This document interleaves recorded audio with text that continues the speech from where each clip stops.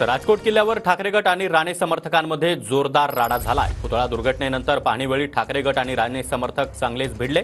यावेळी स्वतः नारायण राणे, निलेश राणे, त्याचबरोबर आदित्य ठाकरे, इतकंच नाही तर अंबादास दानवे, जयंत पाटील, विजय वडेट्टीवार हे सर्वच बडे नेते उपस्थित होते। यावेळी दोन्ही गटाच्या कार्यकर्त्यांकडून जोरदार राडा पाहायला मिळाला। तब्बल 2 तास राजकोट किल्ल्यावर हा राडा सुरू होता। राजकोट किल्ल्यावर ठाकरे गट आणि राणे समर्थकांमध्ये जोरदार राडा झाला।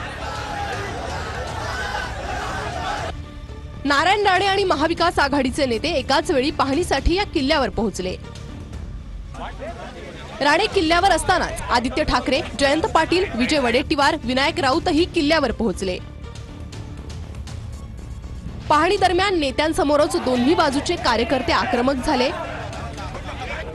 राडा सुरू झाल्यानंतर आदित्य ठाकरेंनी किल्ल्यावर ठिय्या मांडला। दोन्ही बाजूंनी आरोप प्रत्यारोपांना सुरुवात झाली। कोणी घोषणाबाजी यायचे नाही।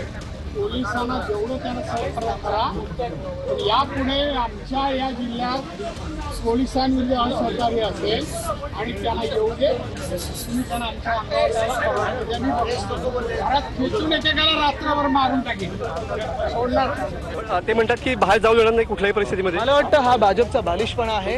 हे केंद्राकडे गेलं पाहिजे, कारण इथे जी दुर्घटना घडली ही भाजपच्या भ्रष्टाचारामुळे घडलेली आहे आणि ते आता जगाला दाखवतात त्यांची वागणूक काय। ठीक आहे, येऊ दे अंगावर, बघू। राणे साहेब असं म्हणाले की एकेकाला घरात घुसून आम्ही मारू म्हणून।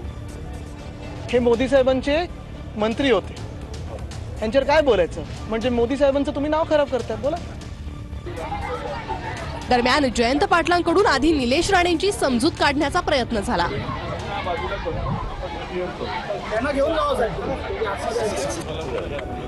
निलेश राणेंनंतर जयंत पाटलांनी आदित्य ठाकरे यांचीही समजूत काढण्याचा प्रयत्न केला। या दरम्यान आदित्य ठाकरेंना मातोश्रीवरून उद्धव ठाकरेंचा फोन आला।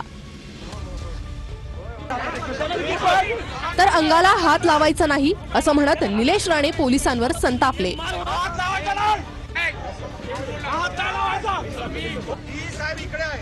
एवढा मोठा मार्ग आहे त्याला जायला, एवढा मोठा मार्ग आहे त्याला जाऊ दे। 10 फुटांचा रस्ता सोडलाय, त्यांनी इथून निघून जावं असं निलेश राणेंनी म्हटलं।